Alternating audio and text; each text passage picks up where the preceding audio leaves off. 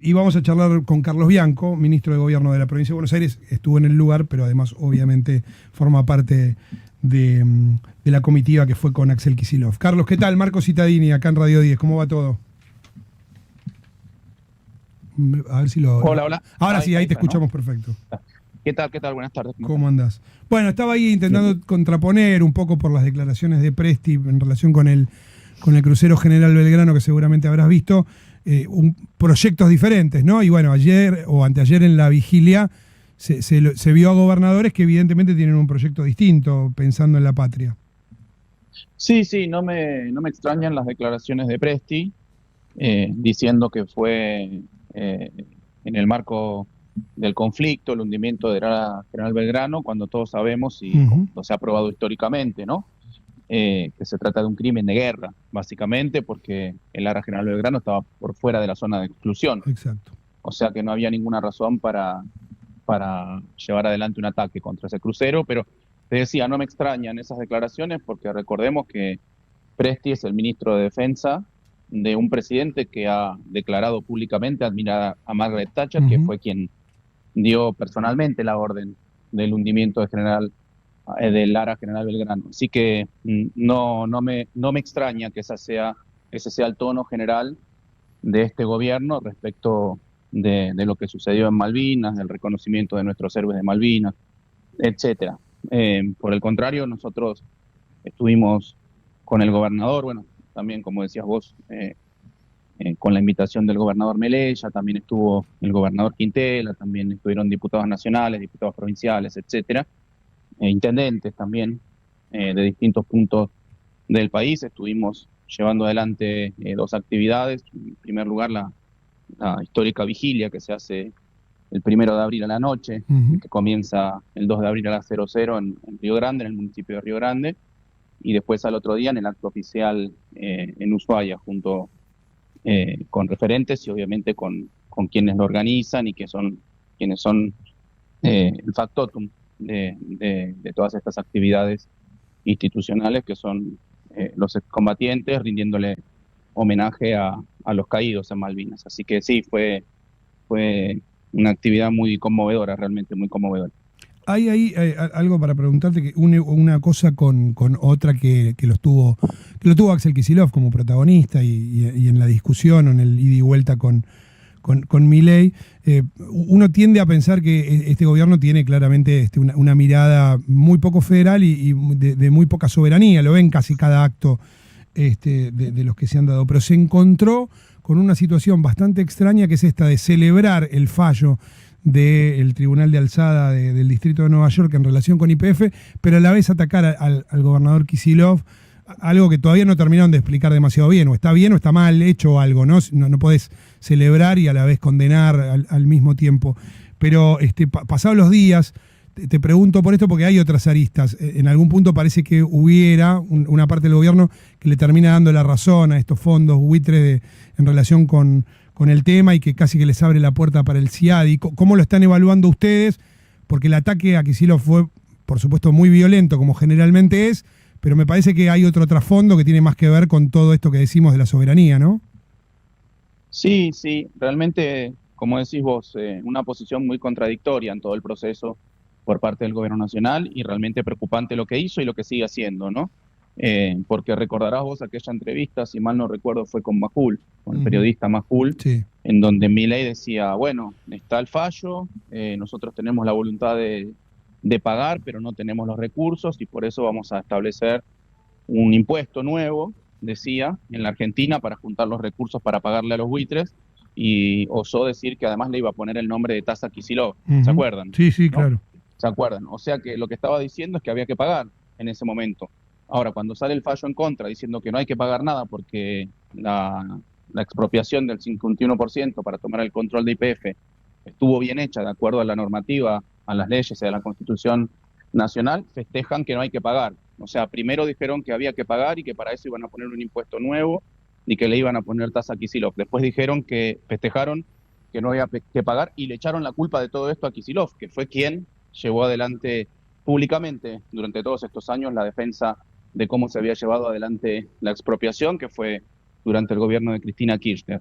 Pero lo grave es que no sé si de manera acordada o no sé si de manera irresponsable también dan a entender que esto no está terminado y que podría haber algún rebote en el CIADI o en algún otro tribunal, etcétera. Eso es lo preocupante, que el gobierno nacional, más allá de festejar un fallo correcto, como nosotros lo hemos considerado en todo momento, sale a poner dudas, a sembrar dudas sobre el carácter definitivo de este fallo.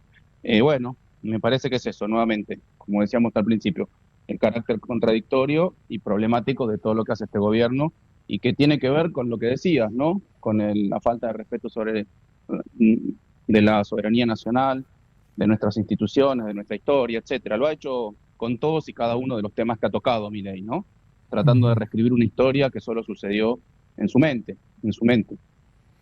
Te pregunto porque en este contexto, donde por un lado te dicen que la pobreza bajó y por otro lado vos ves que se derrumba el consumo, que incluso consumos bien básicos como el consumo de leche están por el piso, que obviamente se destruye empleo y cierran empresas, desde ya que la provincia de Buenos Aires es una de las más afectadas en este sentido por todo esto que estamos mencionando. Conversamos cotidianamente, digo, que yo con el Cuervo Larroque, con el ministro de Economía, con el de Producción o con la gente del área de turismo, y lo que te dicen es obviamente que este ajuste fenomenal que está produciendo Milei impacta muy duramente en la provincia de Buenos Aires. ¿Cómo se encara? Digo, porque a la vez hay que hacer una gestión diaria que por supuesto está por encima de la denuncia que se puede hacer de la deuda que se tiene con la provincia de Buenos Aires o de la repercusión en la provincia de Buenos Aires de este ajuste. ¿Cómo se hace para gobernar en esta carestía que ha impuesto o que ha impuesto a los bonaerenses, en este caso Javier Milei? Mira, con mucha responsabilidad y con mucha transparencia. Nosotros hemos denunciado públicamente el recorte de los fondos, de las transferencias no automáticas que recibía la provincia de Buenos Aires, muchas de ellas amparadas por leyes, por convenios que estaban vigentes.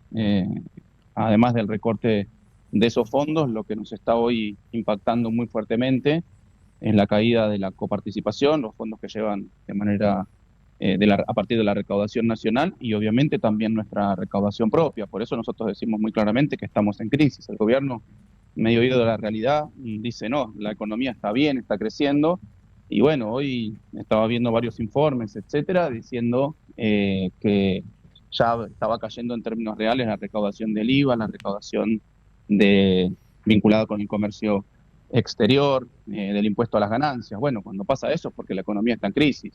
Si no, lo que tendría que estar pasando es que habría más actividad y más ingresos por impuestos.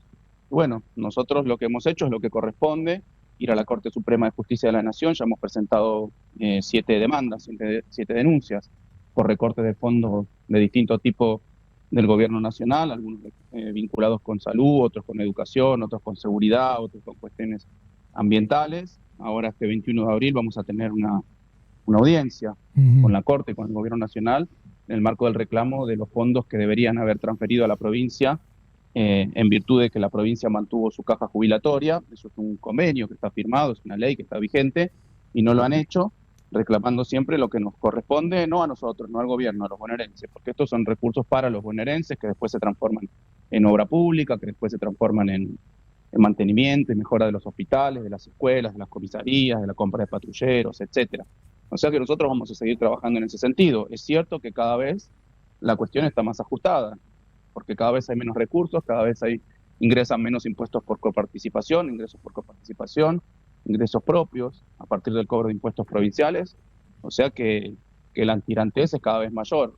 Veía en la semana que pasó, inclusive con mucho cinismo, el ministro de Economía, el Toto Caputo, diciendo: me junté con la Cámara de Supermercados que se quejaron por las tasas municipales. Sí. Él ponía eso en un tuit y cuando uno mira las noticias se entera de lo que se quejaban los supermercados era de la falta de actividad, de la falta de consumo. Claro. Sí. Pero bueno, intentan tapar todo con excusas ridículas. Realmente es muy preocupante. Y lo último, ahora ya pensando sí en la política en sí, esto está teniendo un reflejo. Uno puede ver que en las últimas encuestas la desaprobación del gobierno de Milei y de su propia figura es mucho más alta de lo que era hasta hace un tiempo. ¿De qué manera, digo, te parece que se tiene que reconfigurar la oposición? Esta foto de Tierra del Fuego es una foto que, por supuesto, es institucional en función de la fecha, pero también es una foto fuerte en términos políticos porque había además peronismo de distintos sectores. ¿Te parece que es por ahí? Digo, ¿cómo lo piensan en este contexto que estábamos describiendo, no? Mira, quiero ser muy responsable con esto. Nuestra prioridad, nuestra principal preocupación hoy es la situación económica y social en la provincia de Buenos Aires. Después, obviamente, nosotros participamos de actos institucionales porque fuimos invitados, también fuimos a Tierra del Fuego a firmar un convenio del programa Puentes para hacer asistencia técnica en materia de educación universitaria en el municipio de Tolwyn, en Tierra del Fuego. O sea que fue un combo de varias cuestiones que fuimos a hacer a Tierra del Fuego, pero quiero ser muy claro con esto. Nuestra principal preocupación hoy es la situación de la gente, la economía, la sociedad, cómo está padeciendo el modelo económico de Milei. Y después, obviamente, porque nosotros formamos parte de un partido político, tenemos una responsabilidad política e institucional, tenemos también que estar pensando en cómo solucionar este problema en general, que básicamente tiene que ver con ganar las elecciones en el 2027. Y a partir de ahí empezar a trabajar políticamente para conformar un frente lo más amplio posible sobre la base de algunas premisas y algunos consensos básicos de todos los que quieran participar de ese frente. No solo del peronismo, sino de otros sectores del campo popular, del peronismo conservador, del progresismo, etcétera, todos aquellos que es del radicalismo, inclusive, como nosotros venimos hablando frecuentemente, todos aquellos que se sientan representados con esos consensos básicos, que yo digo que son algunas cuestiones que son muy sencillas de entender.